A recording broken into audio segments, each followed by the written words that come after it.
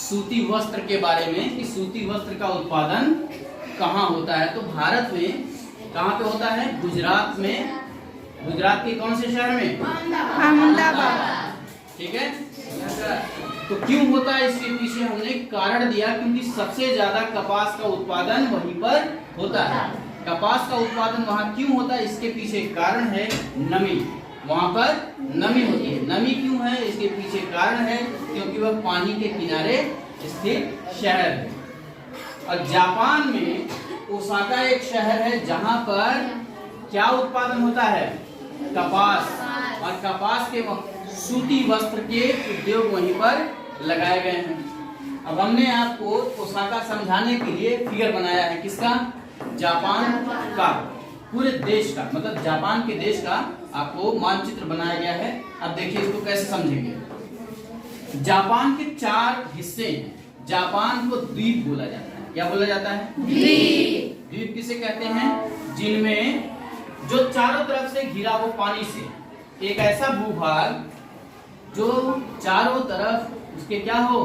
पानी हो, उसे बोलेंगे द्वीप। पानी मतलब समुद्र। ठीक है।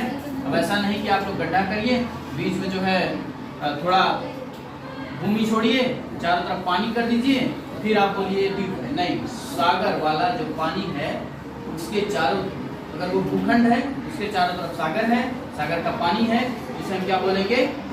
द्वीप। इसमें 4 द्वीप हैं। होक्काइडो, दूसरा होन्शु, तीसरा शिकोकू और चौथा कौन है? क्यूशु। जो होन्शु है, होन्शु द्वीप, ये इस जापान शहर के सबसे बड़े द्वीपों में से एक है। सबसे बड़ा द्वीप है और इसी पर इसकी राजधानी टोक्यो स्थित है। इसकी राजधानी का नाम टोक्यो। कहाँ स्थित है? होन्शु द्वीप पर। ठीक है। अब जिस शहर की हम लोग चर्चा कर रहे हैं वो शहर है ओसाका। और जो ओसाका है वो किस द्वीप पर है? वो भी होन्शु पर ही है। देखो यहाँ पर इसको दर्शाया गया। यहाँ पर भी सूती वस्त्र के उद्योग लगाए गए हैं, क्योंकि यहाँ पर कपास का उत्पादन ज्यादा होता है। ज्यादा होने से चीजें सस्ती मिलती हैं। सस्ती होने की वजह से कंपनियां वहाँ पर अच्छी वर्क कर पाती हैं और जिसकी वजह से उनका उत्पादन ठीक ठाक होता है और ज्यादातर फायदा होता है। ठीक है। सस्ती चीजों पर आपको जो है सामान मिल जाएगा और महंगी चीज महंगे दाम पर बेचेंगे तो ज्यादा प्रॉफिट होगा। और सस्ती वहीं मिलेगी जहाँ पर उसका खुद का उत्पादन हो रहा हो और ज्यादा हो रहा हो, तो वहाँ चीजें सस्ती मिलती है। ठीक है। कितने लोगों को समझ में आया?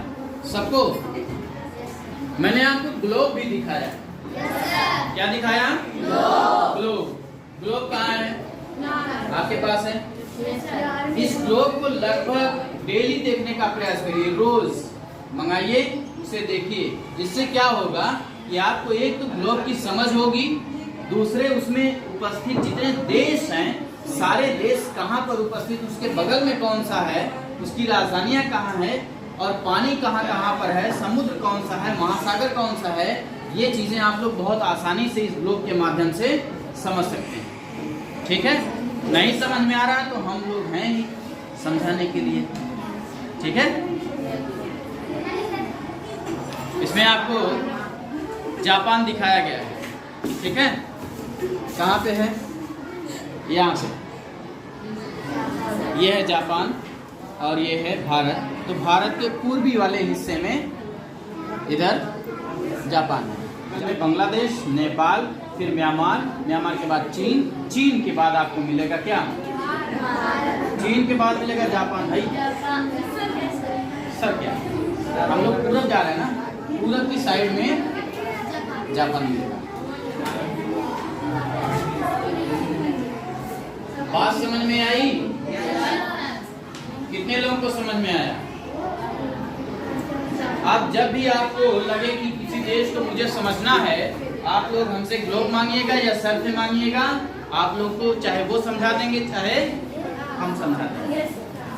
और बहुत आसानी से आप लोगों को भूगोल समझ में आएगा, देश के मैप समझ में आएंगे। ठीक है। आज के लिए इतना ही।